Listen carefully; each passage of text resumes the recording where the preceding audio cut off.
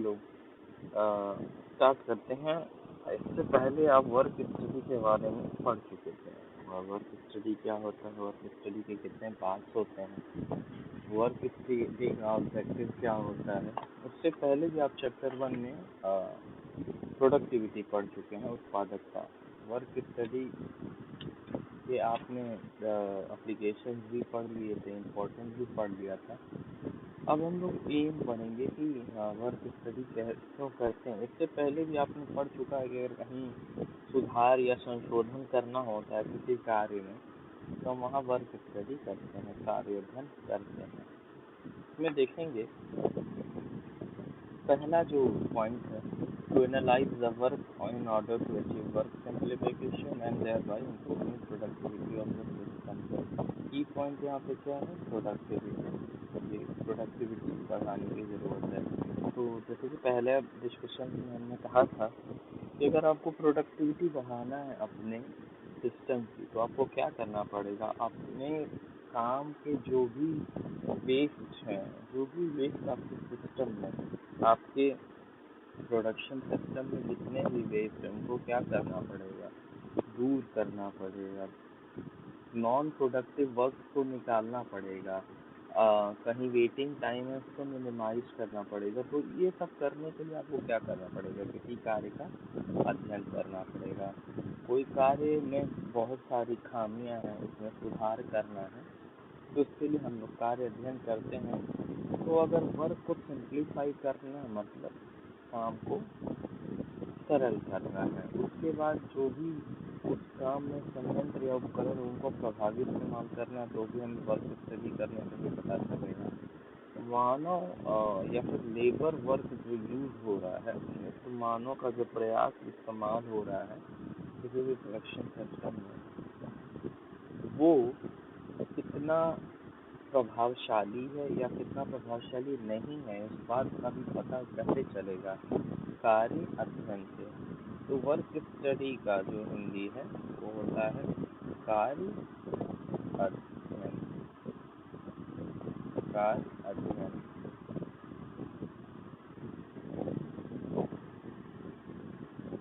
अब ये तो रही प्रोडक्टिविटी बढ़ाने के लिए। मेन इन पूरे इंडस्ट्रियल इंजीनियरिंग में बहुत सारे कामों का, आगे हम लोग मोशन एनालिसिस पढ़ेंगे, वर्क मेजरमेंट पढ़ेंगे, मेथड स्टडी पढ़ेंगे। ये दोनों पार्ट होते हैं किसके, वर्क स्टडी के। तो ये जितनी भी बातें हैं ये सबका मेन फोकस यही रहता है हर बार कि प्रोडक्टिविटी को कैसे बढ़ाया जा सके। पहला चैप्टर आपको प्रोडक्टिविटी पढ़ेंगे इसीलिए से कि आपको क्या आगे चल के प्रोडक्टिविटी बढ़ाने के टूल्स एंड टेक्निक्स पढ़ने हैं। मैनेजमेंट सिस्टम में, ठीक है, किसी भी प्रबंधन तंत्र में आपको कौन कौन से हथियार या संसाधन मौजूद हैं जिससे हम क्या तो अपने उस प्रोडक्शन सिस्टम का या उस सिस्टम का हम उत्पादकता या प्रोडक्टिविटी बढ़ा सकें। तो अभी हमारा फोकस वर्क स्टडी पे है। अगला जो एम है वर्क स्टडी का वो ये है कि ऑप्टिमम यूटिलाइजेशन हो सके रिसोर्सेज का। ऑप्टिमम का मतलब होता है कि कितना आसानी से, निस्व्ययी प्रकार से, मोस्ट इकोनॉमिकल वे में हम अपने संसाधनों का क्या करते हैं इस्तेमाल करें। इसका भी अब संसाधन जो है वो सारे इनपुट्स होंगे। 5M यहाँ पे जनरली लिखा हुआ 5M, तो आप देख सकते हैं वो 5M यहाँ पे लिखे हुए हैं। 5M मैंने आपको मेजरमेंट में भी समझाया था कि 5M क्या होता है। यहाँ पे पहला M होता है मैन। मैन मतलब होता है मानव का जो इस्तेमाल होता है किसी प्रोडक्शन सिस्टम में। हाँ, मशीनों को चलाने के लिए, पूरे प्रोडक्शन सिस्टम को मैनेज करने के लिए किसका इस्तेमाल होता है। तो पहला जो एम है वो क्या है, मानव है, मैन। अब जब दूसरा जो है वो है मार्केट। बाजार जरूरी है, हाँ बिल्कुल जरूरी है किसी प्रोडक्शन सिस्टम के लिए। पैदा करेंगे और बेचेंगे नहीं तो प्रॉफिट कहाँ, तो मार्केट भी इम्पोर्टेंट है। उसके बाद हम देखेंगे मटेरियल। मटेरियल मतलब होता है पदार्थ, मटेरियल। मटेरियल का मतलब होता है पदार्थ। अब पदार्थ भी एक क्या है आपके लिए, रिसोर्स है, संसाधन है। अगर उसका इस्तेमाल ढंग से कर लिए अपने प्रोडक्शन में, तो हम क्या कर ले जाएंगे अपनी इंडस्ट्री में, हम अपनी प्रोडक्टिविटी को बढ़ा ले जाएंगे। इसलिए ऑप्टिमम यूटिलाइजेशन कौन बताएगा, कार्य अध्ययन ही बता सकता है कि अपने मटेरियल का ऑप्टिमम यूटिलाइजेशन कैसे करना है। उसके बाद अगला जो वो है मनी। मनी मतलब पैसा। मनी, अब पैसे को भी अच्छे से इस्तेमाल करना कौन बताएगा, वर्क स्टडी। इनडायरेक्टली आप कहेंगे सर ये में काम पढ़ते हैं, आप पैसे को कैसे मैनेज कर लेंगे। तो देखिएगा, अगर आप मान लीजिए कम से कम आपका मशीन खराब होता, मान लीजिए एक फैक्टर होता मशीन, कम से कम लेबर यूज हो रहे हैं, तो इनडायरेक्टली आपको नहीं लगता कि लेबर कम है तो पैसे भी कम लगेंगे। मशीन अच्छी चल रही है, ठीक है, तो उससे आपको पैसे कम लगेंगे। मटेरियल का आपने वेस्टेज कम किया, उससे भी आपके पैसे बचे। इसके अलावा आपने क्या नाम है, कोई जो मेथड है उसको आपने सुधार कर लिया, उसको इम्प्रूव कर लिया, तो उससे भी आपका उत्पादन बढ़ेगा और बेहतरीन होगा, तो इससे भी आपके पैसे बचेंगे। तो ये सब तरीके हैं मनी बचाने के, इनडायरेक्टली मनी। ये और लास्ट एम जो है, ये चौथा एम था, 4M। 5M होते हैं, आप लोग प्रोडक्शन टेक्नोलॉजी में भी पढ़ेंगे, जो कि यहाँ पे दोबारा आप इंडस्ट्रियल इंजीनियरिंग को और देखेंगे। अगला होता है मशीन। अगला जो एम है वो क्या है, मशीन। बिना मशीन के कोई काम इंडस्ट्री में होगा नहीं, तो मशीन भी एक इम्पॉर्टेंट फैक्टर है जिसको आप देख सकते हैं कि जो पूरे प्रोडक्टिविटी को बढ़ाने में मददगार होगी। अब अगला जो पॉइंट है एम का, कि हम वर्क क्यों कर रहे हैं, उद्देश्य क्या है उसके बाद, तो वर्क कंटेंट को क्या करना पड़ेगा, इवेल्युएट करना पड़ेगा। कैसे करेंगे, मैंने पहले ही बोला है कि वर्क स्टडी के कार्य अध्ययन की दो तकनीक और हैं, जिसमें विधि अध्ययन है, मेथड स्टडी, और वर्क मेजरमेंट है। वर्क मेजरमेंट को कार्य मापन भी कहा जाता है। तो ये दोनों तकनीक का इस्तेमाल कौन करता है, कार्य अध्ययन। मतलब कार्य अध्ययन जो है वो बेसिकली ये किस पर डिपेंड है, किस पर आधारित है, विधि अध्ययन दैट इज मेथड स्टडी, और कार्य मापन इस पर आधारित है। तो अब जब आप कार्य मापन करेंगे तो आपको वर्क कंटेंट पता चलेगा। अब आप कहेंगे वर्क कंटेंट क्या होता है। वर्क कंटेंट वो आपको समझने के लिए आपको कुछ बातों को ध्यान से समझना पड़ेगा कि वर्क कंटेंट क्या होता है।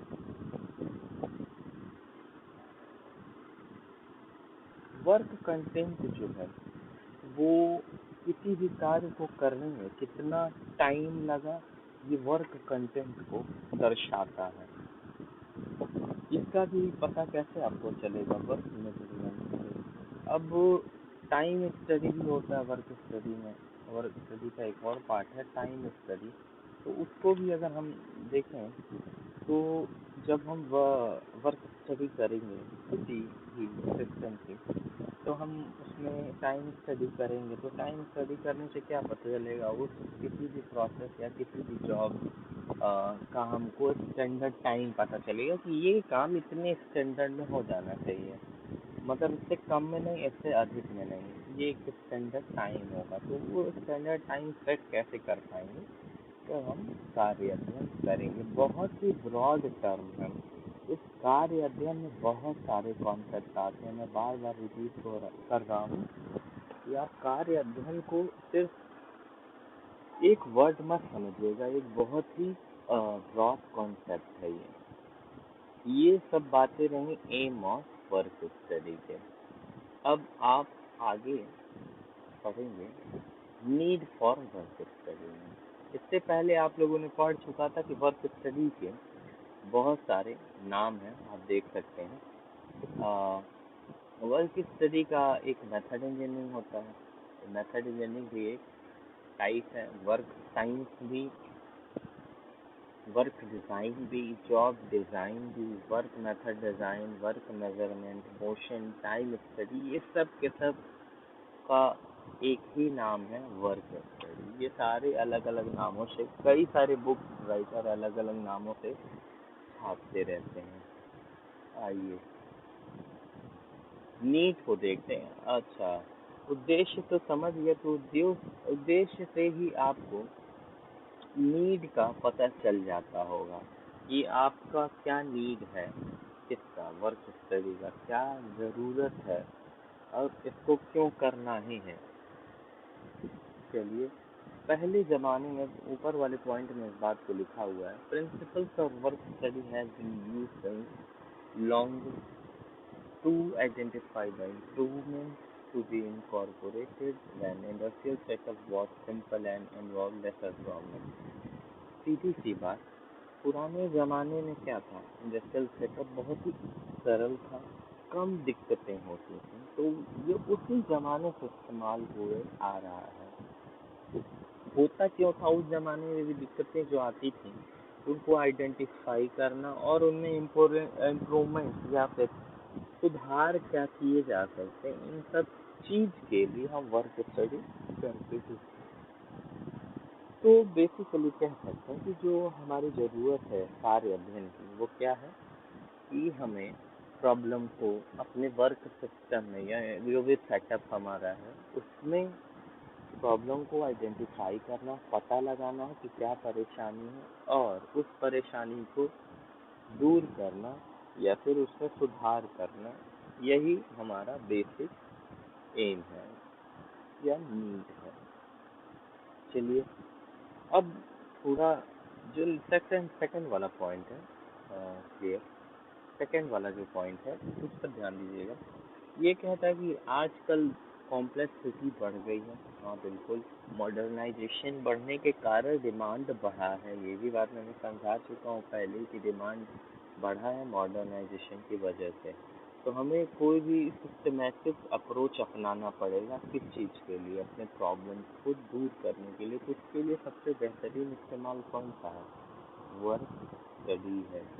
तो आज का युग जो है वो क्वालिटी का है। क्वालिटी कब मिलेगी, जब आपका बेहतरीन काम होगा, प्रोडक्टिविटी अच्छी होगी। ये सब कैसे मिलेगा, मुझे ये सब तब मिलेगा जब मेरे पास कोई ऐसा हथियार है जिसकी सिस्टमेटिक स्टडी करे और उसको दूर कर सके। तो उसके लिए कौन सा टूल इस्तेमाल हो रहा है, वर्क स्टडी।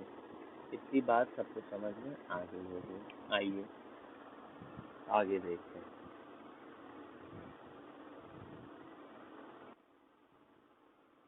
अब ये जो है वर्क स्टडी की डेफिनेशन है, जनरल डेफिनेशन है, जिसमें वर्क स्टडी को डिफाइन किया गया है कि वर्क स्टडी क्या है।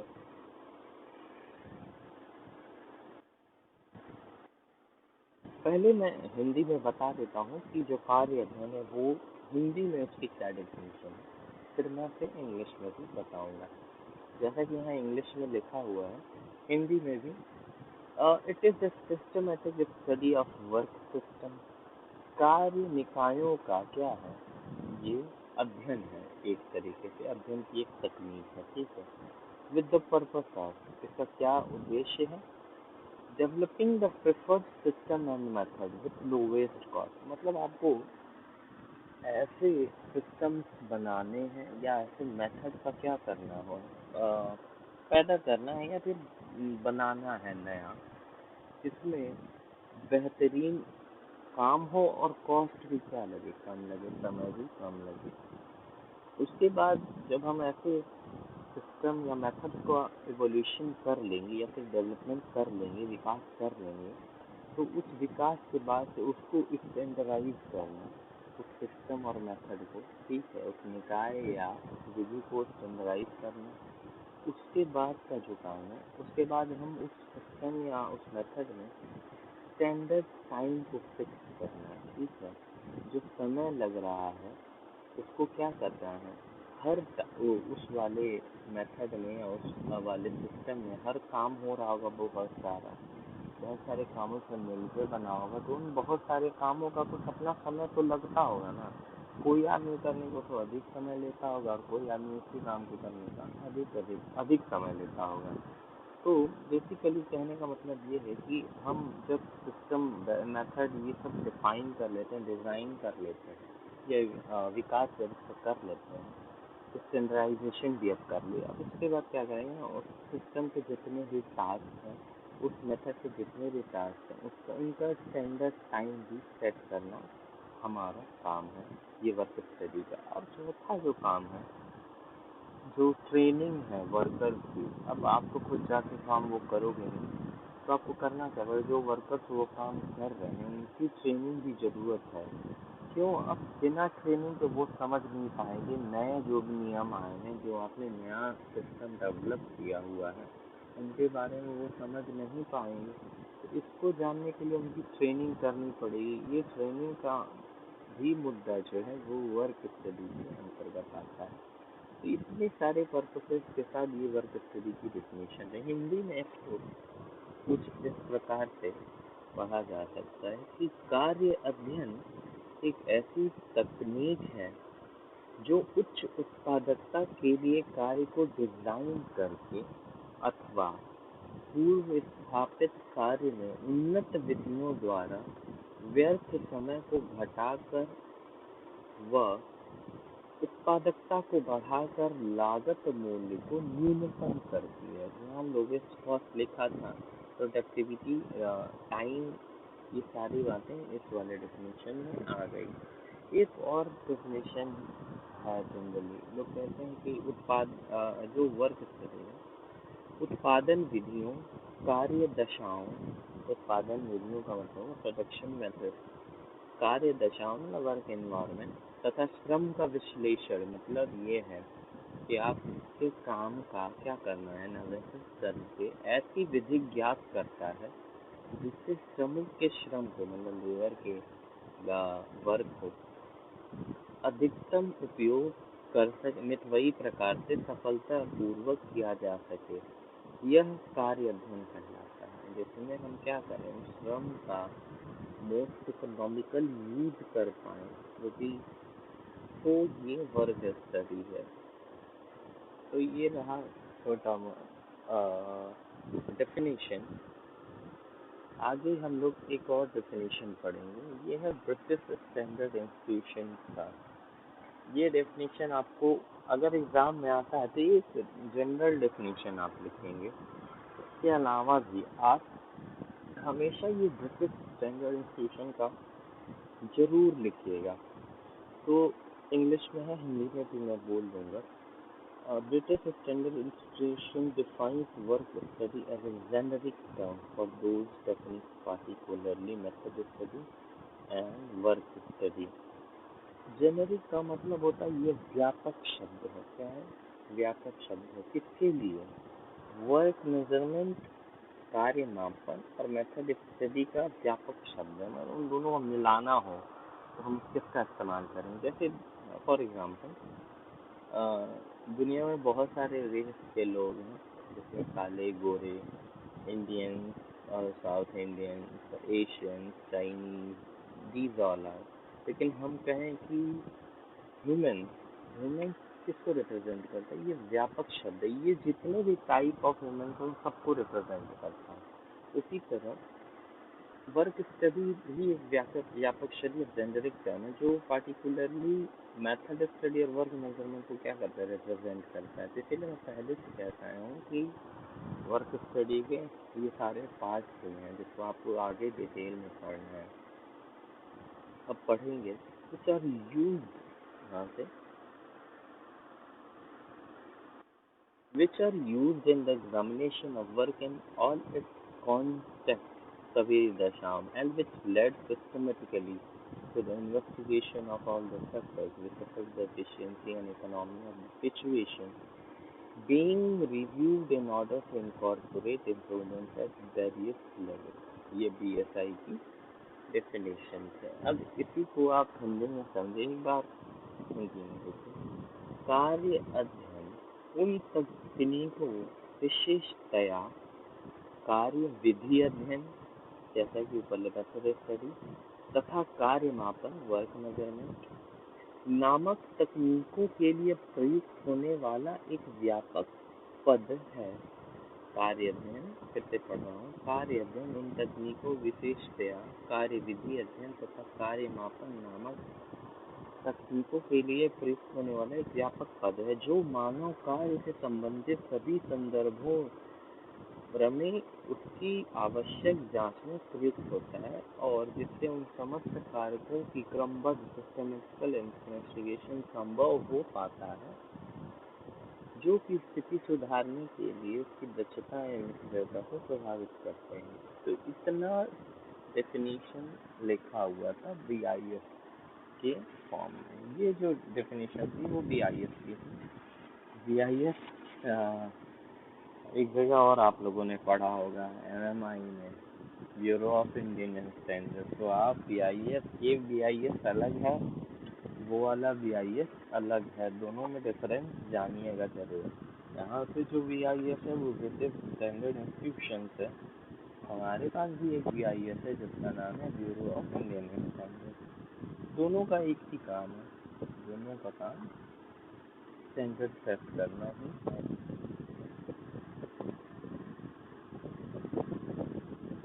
आगे देखते हैं।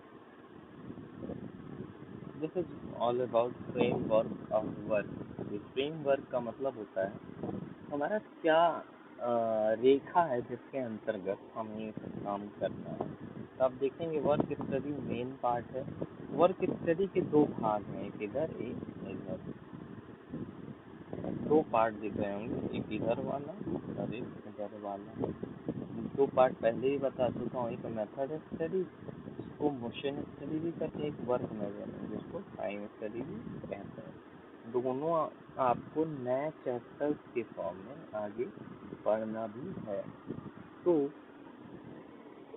अगर आपको वर्क स्टडी करना है, ठीक, तो आपको दो काम करने पड़ेंगे। मेथड स्टडी भी करना होगा उस काम का और उसी काम का वर्क मेजरमेंट भी करना पड़ेगा, मतलब उसकी मोशन एनालिसिस भी करनी होगी, ठीक है, गति अध्ययन भी, ठीक है, और उसका क्या करना पड़ेगा, टाइम स्टडी, समय के अध्ययन को भी करना पड़ेगा।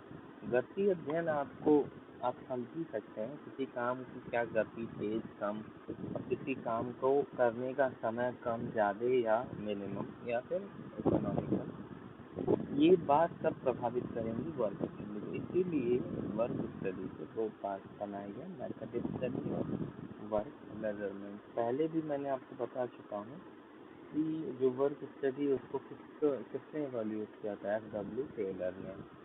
आगे देखें, अगर ये दोनों काम आप करते हैं तो आपको एक फाइनल रिजल्ट मिलता है। आपको दिख रहा होगा यहाँ पे हायर प्रोडक्टिविटी, उच्च उत्पादकता या फिर इम्प्रूव, उन्नत उत्पादकता, ये आपको मिलेगा। ये बात रही वर्क स्टडी के फ्रेमवर्क की, मतलब किस कार्य सीमा के भीतर कार्य अध्ययन किया जाएगा। अब कंपोनेंट्स की बात करते हैं तो आप यहाँ देख सकते हैं फ्रेमवर्क में दो कंपोनेंट्स है, एक मेथड स्टडी और एक मोशन स्टडी, ठीक है।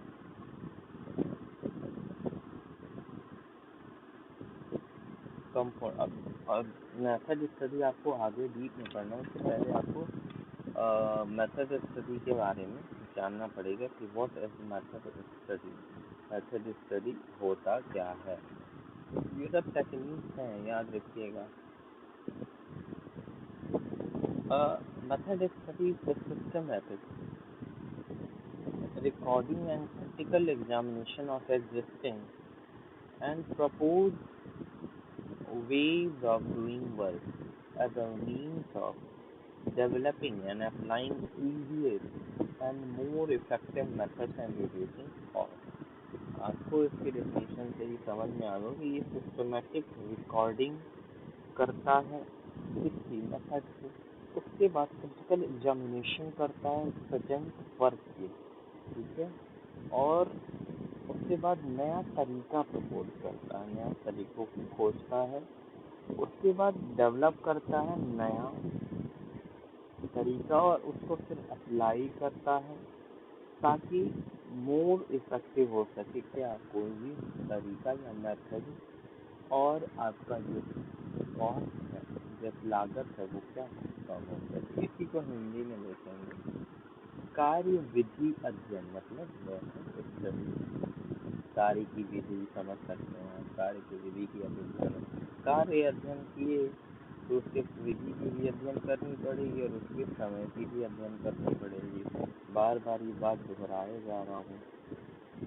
देखेंगे कार्य विधि अध्ययन किसी कार्य को करने की वर्तमान विधि या भविष्य के लिए प्रस्तावित विधि का क्रमबद्ध अभिलेखन, अभिलेखन इंग्लिश में तो सिस्टमेटिक रिकॉर्डिंग कहते हैं, जैसा कि ऊपर लिखा हुआ है, तथा क्रांतिक परीक्षण, क्रिटिकल एग्जामिनेशन को क्रांतिक परीक्षण कहते हैं, करना है जिससे कि नई एवं अपेक्षाकृत सरल एवं प्रभावी विधियों को विकसित करके लागू किया जा सके और लागत भी कम की जा सके।